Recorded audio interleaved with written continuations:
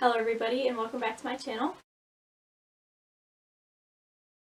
So I'm really sorry this isn't going up on Tuesday like I had hoped. My dad is working on the bathroom, which happens to be right next to my room, so there's a ton of loud bangs and drilling noises, so I didn't have any time to film yesterday when I wanted to film. So I apologize for that because I want to get my schedule like Tuesdays and Thursdays at 12, so hopefully I'll be able to upload 2 videos this week to make up for not being able to upload on Tuesday. Which happens to be today, but I know I'm not going to get to editing. But anyway, today's video I'm going to be telling you all the books I read in January, which happened to be not a lot. One of my excuses is I was sort of binge watching Vampire Diaries. First time watching it, so there was lots of binging, but I have stopped at this point. Haven't finished the series yet, but I've been reading more and watching less. So I've only read 3 books last month, but they're big books, so I'm not too upset. But anyway, without further ado, let's get on with the video. So the first book I read was Lady Midnight by Cassandra Clare. This was a reread, and I gave it 5 out of 5 stars. So I'm going to try not to spoil this for the Mortal Instruments series, because this takes place after it, but basically it's, I think, 5 years after the events of the Mortal Instruments series, and it follows the Blackthorns and Emma Carstairs, and there's a lot of murders going on, and they are pulled to the forefront of figuring out who it is because they have some leverage with them.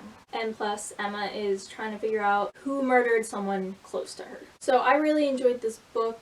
I'd say this series out of Cassandra Clare's is probably my least favorite, just because I prefer like Clary and the other gang, as well as Tessa, Will, and Jem in the Infernal Devices. To these guys, I mean, I like them, but they're not like my favorite characters. But I still really enjoyed the story overall and gave it 5 out of 5 stars. I don't know if I said that or not yet. I hope I didn't. One of my favorite things about Cassandra Clare's books is how funny they can be in like really dark times. Like all the jokes that are made, they always have me laughing no matter what. So I highly recommend reading this. And if you haven't read The Mortal Instruments, I suggest reading that before this, but I mean, you don't have to. I just recommend because you'll enjoy the characters more because you'll know more about them. Next was another reread, and that was Lord of Shadows by Cassandra Clare. Second book in the Dark Artifices trilogy. I gave this a 5 out of 5 stars as well, and I think I enjoyed this one even more than the first one. I actually think this one might be my favorite out of the trilogy, but I don't know. It's probably between this and Queen of Air and Darkness. So this one takes place like a few weeks after the events of Lady Midnight, and I cried at the end because Cassandra Clare and her endings always get me. Can't really say any more on this other than the fact that more POVs are introduced, which I like about Cassandra Clare's books because as her series progresses, you get more and more POVs from other characters, and I really like that about them because I like books with a huge cast of characters. And then the last book I read was Ghost of the Shadow Market by Cassandra Clare, Sarah Rees Brennan, Maureen Johnson, Kelly Link, and Robin Wasserman. That is always a mouthful. So, I mean, technically it's one book, but they're like short stories, so it could be counted as multiple. I'm just counting in this one though. But this follows Brother Zachariah, starting at the time at around the Infernal Devices era, and then continuing along through the Mortal Instruments all the way up to the Dark Artifices, as well as getting like different perspectives from other characters as well. So we basically see a ton of characters over a vast period of time as Brother Zachariah is going on his quest to do something that I won't tell you because it might be a spoiler. Overall, I gave this a 4.5 out of 5 stars. Now,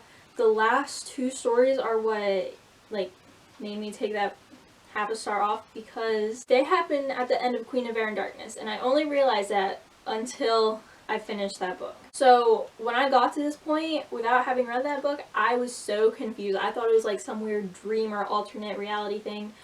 Nope, it actually happened. So I recommend, if you want to read this and then Queen of Air and Darkness, I recommend reading up to the last 2 stories, stopping, reading Queen of Air and Darkness, and then finishing, because I think that'll be more satisfying since I was so confused. And I think there were a bit of spoilers in here for that because like I knew something was going to happen that did happen because I knew about it. Man, that is not helpful. Anyway, yeah, I cried during this as well because anything during the Infernal Devices timeline, I'm going to cry at some point because there's a certain character that I'm just never going to get over, who was mentioned a lot in here. So, took a toll, but I really did enjoy this as well. So, those are all the books I read.